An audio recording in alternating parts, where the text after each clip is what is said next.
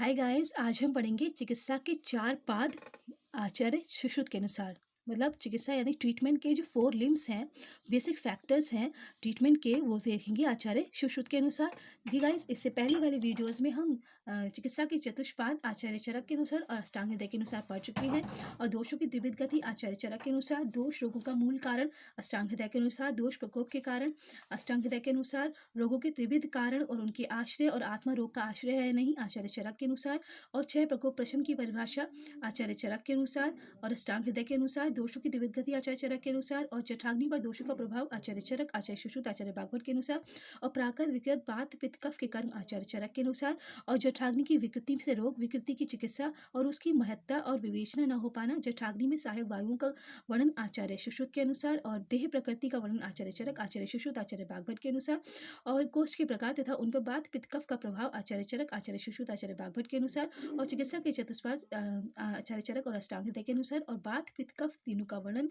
बात पित्त कफ के कर्म गुण स्थान उनके प्रकार उनका कर्म और स्थान, और आयुर्वेद का प्रयोजन आयुर्वेद का क्रम तीनों आचार्य के अनुसार, और स्वस्थ पुरुष की परिभाषा आचार्य चरक के अनुसार, और आयुर्वेद के 8 अंग तथा उनका क्रम आचार्य चरक सुश्रुत और भागवत के अनुसार पढ़ चुकी है। तो गाइस, आप चैनल पर जाकर वीडियोस चेक कर सकते हैं, सुन सकते हैं, रीड कर सकते हैं, राइट कर सकते हैं, जैसा भी आपको कंफर्ट हो आप वैसा कर सकते हैं। ठीक है गाइस, तो अब हम पढ़ते हैं चिकित्सा के 4 पाद का वर्णन आचार्य सुश्रुत के अनुसार। तो श्लोक पर आते हैं। वैद्यो व्याध्य उपसृष्टज भेषजम परिचारका एते पादांश चिकित्साया कर्म साधन हेतुवा गुण वधि त्रिस्त्रिभिः पादश्चतुर्थो गुणवान विषक व्याधिम अल्पेन कालेन महंतपि साधियेत।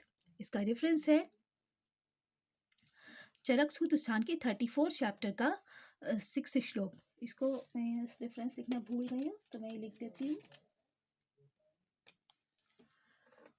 सुश्रुत सूत्र स्थान के 34 चैप्टर का 15 एंड 16 श्लोक। यहाँ पे भी सुश्रुत सूत्र स्थान के 34 चैप्टर का 20 श्लोक। ठीक गाइस, तो अब देखते हैं वैद्य पहला चिकित्सा का चतुष्पाद है वैद्य व्याधि उपसृजन, मतलब व्याधि से पीड़ित है। जो व्याधि से पीड़ित कौन होता है? रोगी। तो रोगी, भेषजम मतलब औषधि, परिचारक मतलब परिचारक यानी कि नर्स या मेडिकल अटेंडेंट जो भी कह सकते हैं। एते पादाश्ची चिकित्साया कर्म साधन हेतुवा, तो इन अपनी तथा चिकित्सा के 4 पाद तथा धातु साम्य रूपी या आरोग्य रूपी कर्म की सिद्धि में कारण होते हैं। तो ये चारों पाद किस में कारण होते हैं? चिकित्सा में। और चिकित्सा में हम क्या करते हैं? धातु साम्यता। तो धातु की समता करते हैं हम। जो धातु असाम्य है, उनकी विकृति हो गई है, उसको समता में लाते हैं। और आरोग्य रूपी, आरोग्य मतलब कि आरोग्यता, रोग नहीं होना, आरोग्य रूपी कर्म की सिद्धि में कारण है। अपने अपने गुणों से युक्त रोगी, औषध और परिचारक, इन तीनों पादों में से युक्त चौथा गुणवान वैद्य बड़ी बड़ी भारी व्याधियों को भी थोड़े समय में ठीक कर देता है। तो गुणवान स्त्री भी अपने गुणों से युक्त 3 पाद कौन कौन से? रोगी, भेषज और परिचारक, इनका प्रयोग करके जो वैद्य होता है, गुणवान वैद्य होता है, वो बड़ी बड़ी बीमारियों को भी पल में ठीक कर देता है। ठीक है। व्याधिम अल्पेन कालेन महांतपि साधियेत, तो व्याधि को साध्य करता है अल्प समय में, अल्प काल में। अब देखते हैं वैद्य के गुण। तो श्लोक देखते हैं। तत्व अधिगत शास्त्रार्थो दष्ट कर्मा स्व अंगकृति लघु हस्ता शुचि शूरा सज्ज उपस्कर भेषजा प्रत्य उत्पन्न मति धीमान व्यवसायी विशारदा सत्य धर्म परो यश्च सा भिषक पाद उच्यते। इसका रेफरेंस है सुश्रुत सूत्र स्थान के 34 चैप्टर का 20 श्लोक। तो जिसने यथा रूप से शास्त्र के अर्थ को पढ़ा हो, तत्व अधिगत शास्त्र अर्थात शास्त्र के अर्थ को पढ़ा हो, दष्ट कर्मा स्वयं जिसने प्रथम औषध निर्माण तथा चिकित्सा आदि कर्म को देखा हो। दृष्ट मतलब देखा हो, इन सब कर्म मतलब कर्म, इन सब कर्मों को देखा हो, औषधि निर्माण चिकित्सा आदि कर्म को देखा हो। फिर अपने आप रस भस्म आदि के निर्माण व चिकित्सा आदि कर्म किया हो। फिर स्वंकृति, अपने आप उसने वो चिकित्सा की हो, औषधि निर्माण किया हो और चिकित्सा की हो अपने स्वयं से। ठीक है। जिसका हाथ लघु हो या हल्का हो, लघु हस्त, लघु हस्त मतलब ऐसा नहीं हो कि रोगी को अगर पेट दबा रहा है तो बहुत तेज़ी से उसका पेट दबा दे, या उसके हाथ को टच कर रहा है तो बहुत तेज़ी से उसके हाथ में इसका हो कि दर्द होने लगे, ऐसा नहीं, लघु हस्त होना चाहिए। आराम-आराम से हाथों को पकड़ना चाहिए, और टच करना या परकशन करना या स्कल्टेशन करना है तो आराम से रखना चाहिए। शुचि मतलब पवित्र, शूर मतलब वीर होना चाहिए, मतलब डिसीज़न लेने में, डिसीज़न मेकिंग में वो वीरता दिखानी चाहिए, उसको रिस्क लेना चाहिए। और सज्जो उपस्कर भेषजा, सज्जो उपस्कर भेषजा का मतलब है सब प्रकार की साधन सामग्री सज तैयार रखनी होनी चाहिए। जो भी इक्विपमेंट्स हैं और जो भी ज़रूरत की चीज़ें हैं चिकित्सा करने के लिए, उसको तैयार पहले से ही रखा होना चाहिए। तो ये सज्जो उपस्कर भेषजा, पहले से ही तैयार रखना चाहिए। फिर है प्रति उत्पन्न मति धीमान। प्रति उत्पन्न मति मतलब जिसकी बुद्धि प्रति उत्पन्न अर्थात सद्य उचित निर्णय लेने वाली हो। प्रति उत्पन्न का मतलब इंस्टेंट डिसीजन मेकिंग प्रोसेस, तो इंस्टेंटली वो डिसीजन मेकिंग करता हो। प्रति उत्पन्न मति धीमान, धीमान मतलब बुद्धिमान हो। व्यवसाय विशारदा, व्यवसाय मतलब व्यवसाय करने वाला हो, और सर्व क्रियाओं में विशारद अर्थात स्वयं और धर्म में तत्पर हो। सभी क्रियाओं में विशारद मतलब दक्ष हो, मतलब इंटेलिजेंट हो, मतलब निपुण हो, उसे सारी क्रियाएं पता हो, उसे अच्छे से आती हो, उसे विशारद कहते हैं। सत्य कर्म परो यश, और सत्य धर्म में तत्पर होना चाहिए। तो ये है वैद्य के गुण आचार्य सुश्रुत के अनुसार। अब देखेंगे रोगी के गुण आचार्य सुश्रुत के अनुसार। आयुष्मान, सत्ववान, साधयो, द्रव्यान, आत्मवान, आस्तिको, वैद्य वाक्य अस्थ, व्याधिता पाद उच्चचम। व्याधिता मतलब रोगी के क्या पाद है वो देखते हैं। रोगी के क्या गुण है? आयुष्मान होना चाहिए, मतलब उसकी आयु शेष होनी चाहिए। ऐसा नहीं हो रोगी मरने वाला है और हम उसकी ट्रीटमेंट कर रहे हैं, फिर हमारा अपयश होगा, तो इसलिए आयुष्मान होना चाहिए। सत्ववान होना चाहिए, सत्व मतलब उसका सत्व गुण उदीर्ण होना चाहिए, मतलब सत्व गुण से वो परिपूर्ण होना चाहिए। मतलब ऐसा नहीं हो कि वो रज और तमसे गुण हो, सत्ववान होना चाहिए कि हाँ मैं ठीक हो जाऊंगा, ऐसा पॉजिटिविटी उसके अंदर होनी चाहिए।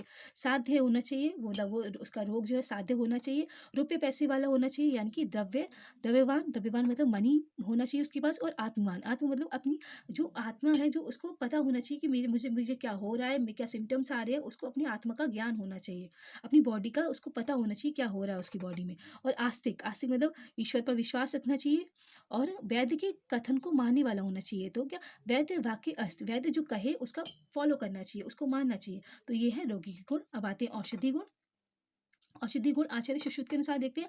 प्रशस्त देश संभूता, प्रशस्त अहनी च उद्धृत, प्रशस्त युक्तम मात्रम मनस्कांतम गंधवण रसान्वितम, दोष धनम ग्लानि कर विकारी विपर्ये समीक्ष्य दत्तम काले च भेषजम पाद उच्यते।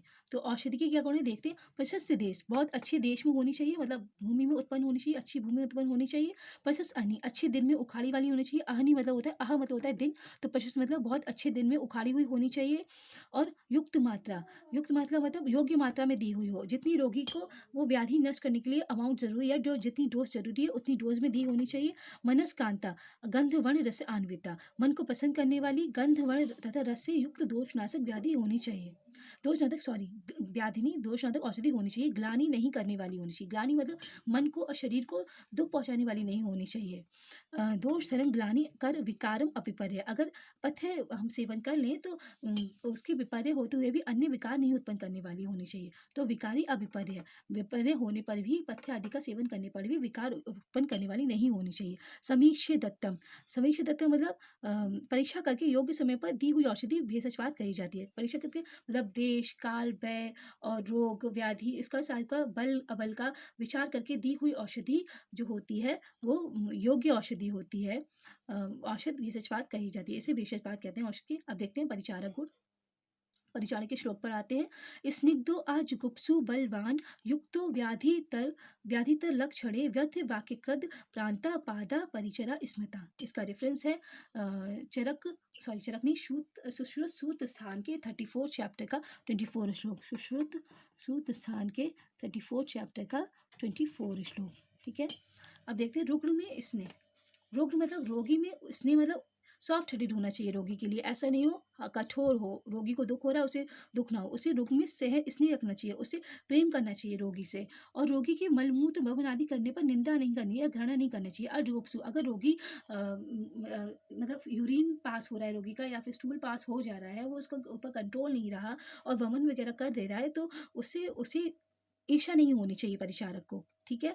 बलशाली होना चाहिए, बलवान होना चाहिए, युक्त रोगी की बलशाली होना चाहिए, युक्त व्याधि रक्षणे, रोगी की रक्षा में तन मन से लगा हुआ होना चाहिए।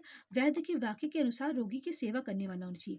वैद्य वाक्यकृत मतलब जो वैद्य कह रहा है उसके अनुसार रोगी की रक्षा करनी चाहिए। तो वैद्य वाक्यकृत है परिचारक का गुण, और वैद्य वाक्यस्थ ये है रोगी का गुण। ठीक है।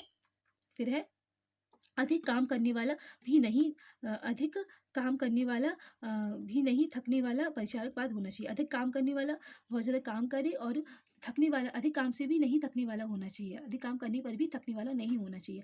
अगर पूरे दिन भी काम करे तो ऐसा नहीं हो कि अब मैं सो जा रहा हूँ, मुझे जाना है, रोगी हॉस्पिटल में एडमिट है और वो जा रहा है, ऐसा नहीं होना चाहिए। अगर वो बहुत ज़्यादा काम आ गया है तो अगर थक गया है तो तब भी थकना नहीं चाहिए, अपने काम में लगे रहना चाहिए। तो गाइस ये थे परिचारक के गुण, औषधि के गुण, रोगी के गुण और वैद्य के गुण, और उसके वैद्य के गुण की इंपॉर्टेंस जो बताई थी आचार्य सुश्रुत ने। तो आचार्य सुश्रुत के अनुसार हमने ये देखा चिकित्सा के 4 पाद आचार्य सुश्रुत के अनुसार। गाइस इससे आगे आने वाली वीडियोज़ में हम और भी इंपॉर्टेंट श्लोक्स और टॉपिक्स जो संहिताओं के हैं वो देखेंगे आयुर्वेद से related. Okay guys, thank you, have a nice day. जय हिंद, जय भारत।